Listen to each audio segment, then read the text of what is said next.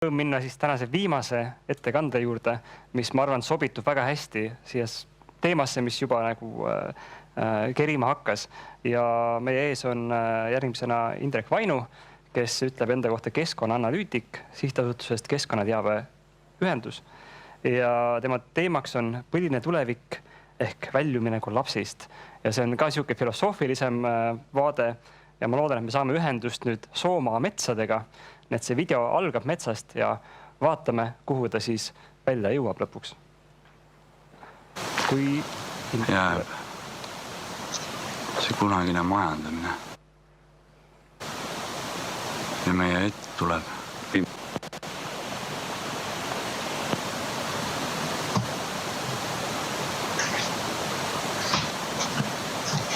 hea metsarahvas, tere õed ja vennad suurest Uurali hõimust. Ma olen metsapoeg. Mu nimi on Indrek Vainu. Ma olen Eesti Vabariigis, Soomaa rahvuspargi servas, oma kodumetsas. Ma olen looduskaitsja. Ma olen keskkonnaanalüütik. Ja ma tean väga hästi, mis toimub meie looduses ja mis toimub meie inimestega.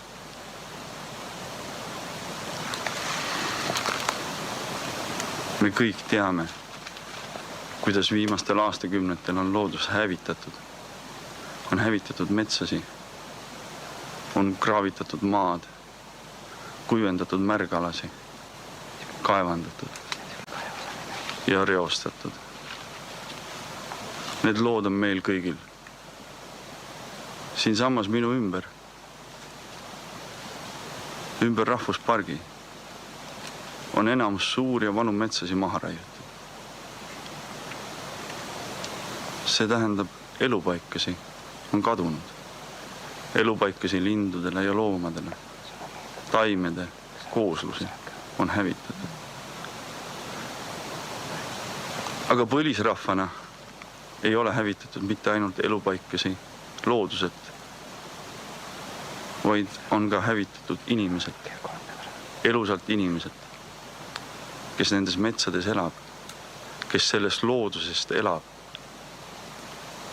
Majandamine, mille tõttu Eestis lageraiutakse 10 000 hektareid aastas, on hävitanud looduse elupaigad. Ja selle looduse hulka kuulub ka inimene. Me oleme boreaalse metsarahvas. Mets, need maastikud, need jõed, need järved, need sood ja rabad, need on meid kujundanud. Need on andnud meile märgid, need on andnud meile keele. Seesama loodus on meil ühine. Ja see loodusest pärit ühisus ulatub ka meisse, inimestesse, keda ekslikult peetakse loodusest eraldi olevaks. Pärismaalasena ja loodusrahvana, aga me teame, et me oleme loodusega üks.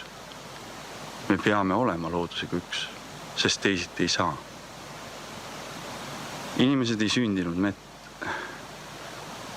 sündinud linnades, nad sündisid metsas. Nii oleme ka meie metsarahvas.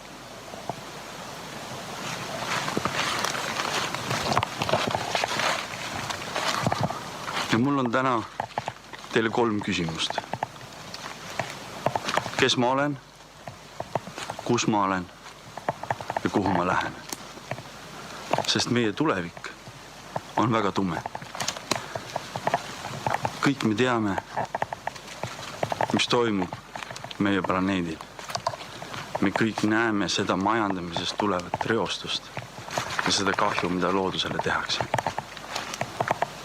Ja me teame ka seda, et see ei saa lõputult kesta.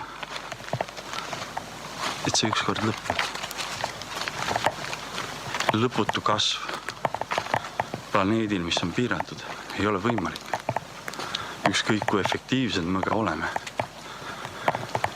Ükskõik kui palju kasumit me teenime. rahaga loodusjõudu ei peata. Ja loodus on väga jõuline. Ta on muutunud. Kas või siin samas metsas. See aasta oli Eestis põud. Mitu kuud ei sadanud siin. Kraavid kuivasid ära. Suured kraavid, mis on metsa rajatud selleks, et mets kiiremini kasvaks. Et seda saaks paremini majandada. Nendes kraavid oli vesi otsas. Jõe tase oli nii madal, kui ma üldse oma elu sees olen näinud. Ja siis sügisel alanes veetase veelgi. Ja ma ei ole kunagi oma elus näinud nii madalat vett jões.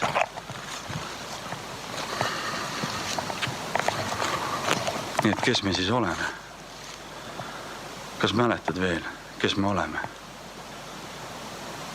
Me oleme loodusrahvas. Meil on omad hõimud. Ja veel meie vanaemad ja vanaisad mäletasid palju rohkem. Mäletasid, kuidas olla ja elada loodusega ühte. Kuidas elada nii, et loodus ka säiliks.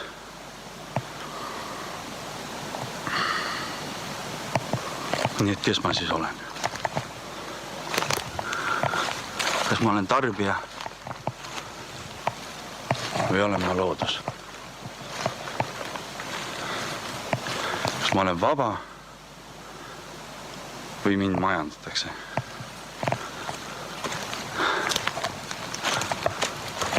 Ja siit teine küsimus. Kus ma olen? Me oleme planeedil Maa. Oleme planeedil Maa, kust kõik elu saab alguse. Mitte ühtegi teist kohta ei ole meil teada, kus on elu. Ja miks me selle maaga siis niimoodi käitume?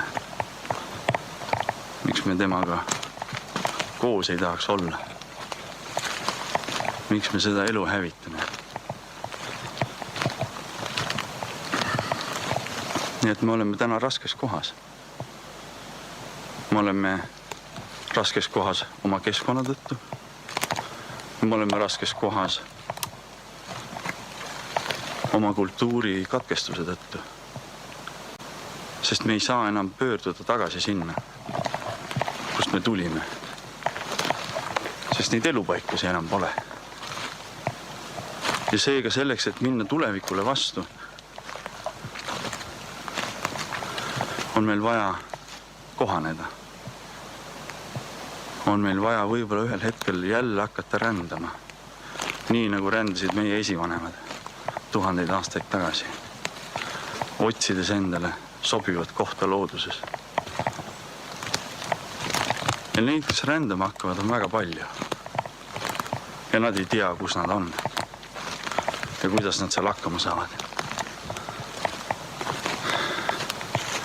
Aga meil, kes me saame veel aru, mis asi on põline, mis asi on põline tarkus, mis on pärimus. Meie saame hakkama, sest põline on ajatu. Põline on miski, mis ulatub aegade algusest tuleviku lõputusse. Ja need põlised teadmised on meis olemas. Mõni põline teadmine on võib-olla ainult sinul või minul. Ja seega meie kohustuks neid hoida, neid edasi anda ja teistele jagada. Ma ei tea, kas keegi saab veel kokku kogu oma hõimu olemuse. Mõistab, kes ta on ja kus ta on. Ma kahtlen selles. Aga kui me vaatame suuremalt, siis ei ole tähtsust.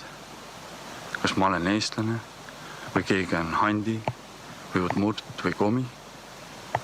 Kui me vaatame suuremalt, siis me oleme üks hõimurahvas.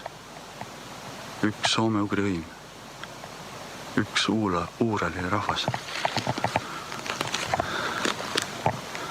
Ja siis me teame, kus me oleme, sest meie ala laieneb me ulatume Läänemere kaldalt Lääne-Siberisse.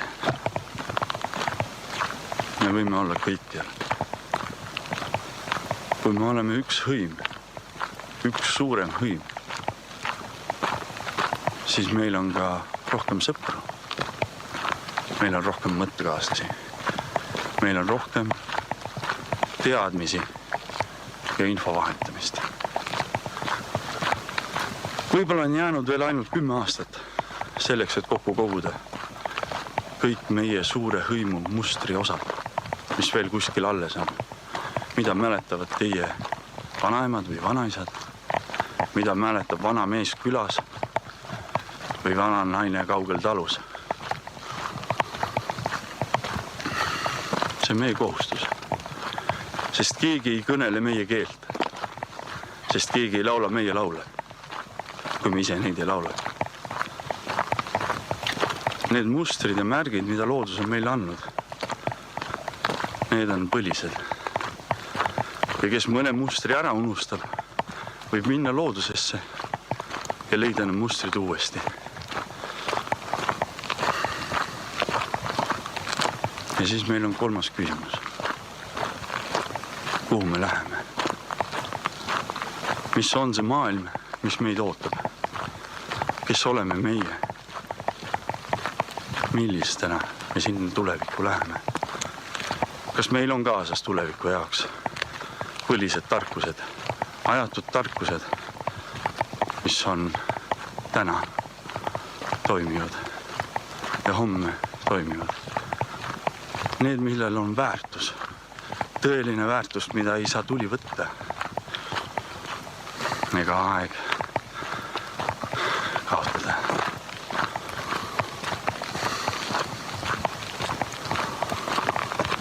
Kui tulevik on nii keeruline, siis võiks vaadata seda ajatuna. Olla tänases hetkes, olla armastuses, olla nende inimestega koos, kellega sul on hea. Tantsida ja laulda, rääkida, jutustada,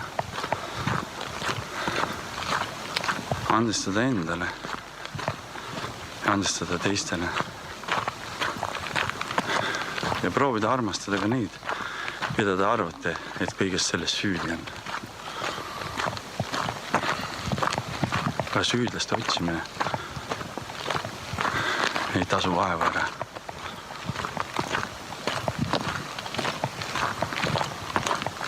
Nii et siis, kuidas põlisesse tulevikku jõuda? Mingis mõttes me juba oleme selles tulevikus, selles ajatus olemises, kui me ainult lubame endale nii mõelda.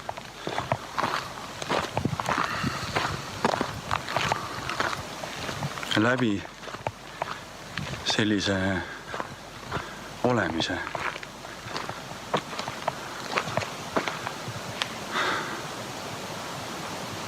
läbi põlise olemise me jõuame sinna, kus meie selja taha jääb see kunagine majandamine ja meie ette tuleb tulevik, uus rada. Me ei saa käia enam vanad teed.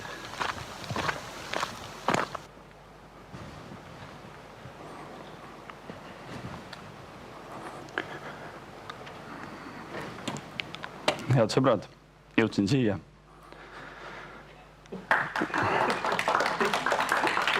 Metsade vahelt. Uus rada. Uus rada on tõeline. Nagu me täna kõik kuulsime, on muutuste paratamatus meile kõigile mõistetav. Ja nagu me ka kõik kuulsime siin varasematest ettekannetest, see, kes majandab, ei taha mingit muutust. Ta tahab jätkata sellega. ta tahab jätkata looduse hävitamisega. Tahab jätkata meie elupaikade hävitamisega. Sest nagu ma alguses ütlesin, ka meie oleme loodus. Ja ikkagi hävitatakse neid elupaikasi meilt ja looduselt, nendelt linnudelt ja loomadelt. Metsasi raiutakse, maad kaevandatakse, jõgesi ja merd mürgitatakse. Ja ikka tulevad need infrastruktuuri arendajad, majanduskasvu ülistajad, et teisit ju ei saa. Ja kui ma mõtlen kasvu enda mineviku peale, siis kunagi tõesti ikkagi sai teisiti. Sai tuua ämbriga vett ja sai käia peldikus hädal. Ei pidanud olema kõik euroremonditud. Aga võib-olla sellest mugavusest ongi meil kõige raskem loobuda. Isegi siis, kui me oleme need hõimurahvad, need loodusrahvad. Meid on mugavusega korrupeeritud. Meid on sunnitud tahtma midagi, mis ei ole tõeline, millel pole väärtust. Me oleme korduvalt protestinud, me oleme korduvalt palunud. Aastakümneid on teadlased uurinud ja on ka hoiatanud, et Jumala eest lõpetage ära. Lõpetage looduse hävitamine ära. Ja oma keskkonnaanalüütiku töös ma olen korduvalt näinud seda, kuidas põlisrahvad hoiatavad veel enne, kui midagi juhtunud on. Kui mingisugune majandusinimene taipab, mis tehtud on põlisrahvas hoiatanud. Jätke järgi, ärge tehke, on palunud. Aga looduse hävitav majandamine jätkub. Nii et siis, miks üldse nendega enam rääkida? Miks nendega üldse mingisuguseid vestlusi pidada, kui nende kõrvad on kurdid ja nende silmad ei näe, mida nad teevad? Mul ei ole majandajatele ühtegi ilusat sõna, sest nendega koos me põlisesse tulevikku ei jõua. Nende jaoks on meie koja uks suletud. Nemad, kes on seda teinud, me ajame kaigastega enda maalt välja. Selleks, et põlisesse tulevikku jõuda, peame me igaüks millestki lahti laskma. Millestki lahti laskma, olgu see siis koht, enda sisemine mugavus, mingisugune meile sisse topitud kultuur, mida me nii suuresti hindame. Aga kus meie tõeline kultuur on? Meie tõeline kultuur asub looduses. See ei ole kultuur, vaid see on elus.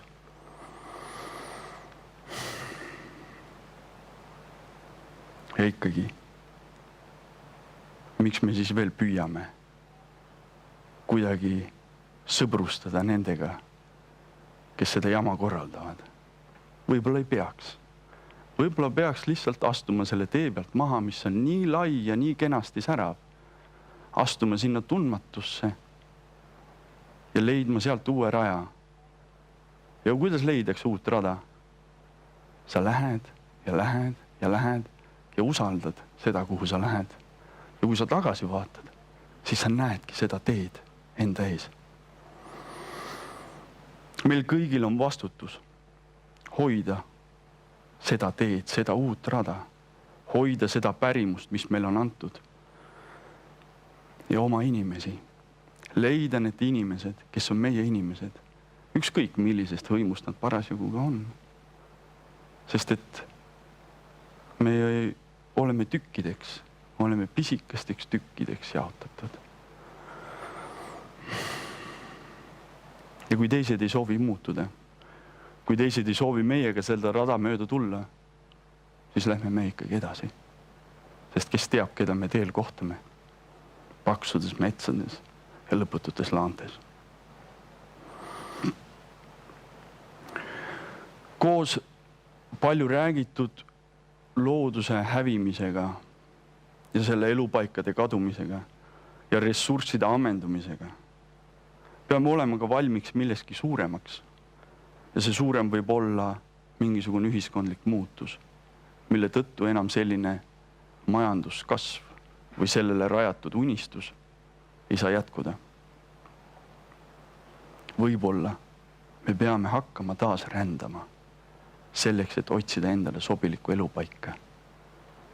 Ja kuna maailmas on meid nii palju ja neid sobilikke elupaikasi on nii vähe, siis peame ka leppima sellega, et keegi peab mängust välja jääma.